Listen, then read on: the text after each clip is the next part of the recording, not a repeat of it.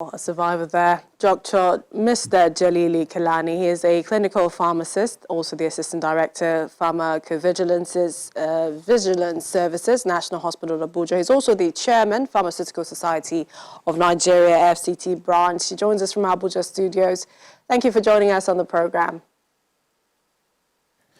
Thank you for having me. Good afternoon. All right, we heard from the COVID-19 survivor there, Emmanuel, talking about his experience. You're also one who works with one of the isolation centers in the FCT. Give us your experience as to the condition of patients there. Thank you very much. The patients there that are brought to the isolation center at National Hospital, so depending on the various types of comorbidities they have. So they are attended to and they are given first-class treatment.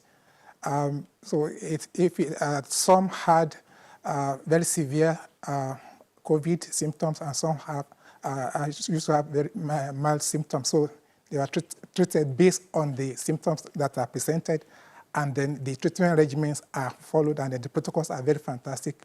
And then we have not been having challenges, and so many of them have been discharged so as they come. So it's been very nice working at the isolation center in the National Hospital. If you were to share with us some of the treatment regimen, because you say that they are effective and they have been working, how would you describe them? The treatment regimen they are okay. Maybe just for, I may not be permitted to review the treatment regimen, but they are very good regimen. They are the normal drugs that we used to have. Some of them Mr. Kalani, I asked that because yes? the survivor talked about building the immune system, and that's what they gave him a lot of, building that, and then some of the other antiretroviral drugs that he took.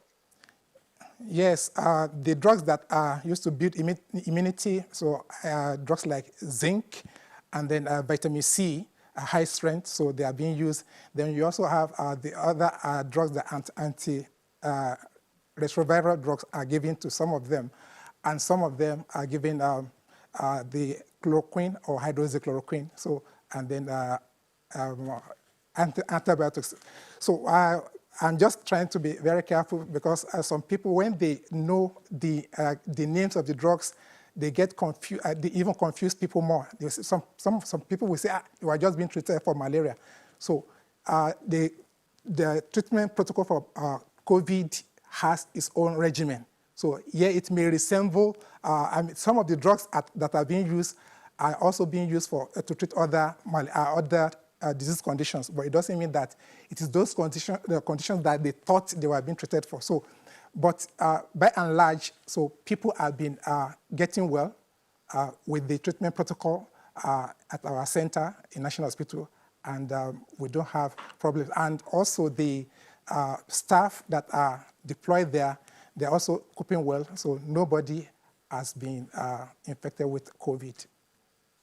Okay, I wanted to quickly ask about the efforts of the FCTA to the safety protocols. What have you observed? And, if you were to recommend something that people can do, should continue to do to keep the virus at bay, what would it be?